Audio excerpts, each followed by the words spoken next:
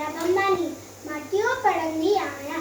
अॼु मां तव्हांखे हिकु भेत ॿुधाईंदी मांव जंहिंजो नालो आहे बांदर मल जी छठी पुराणी। बांदर मल जी छठी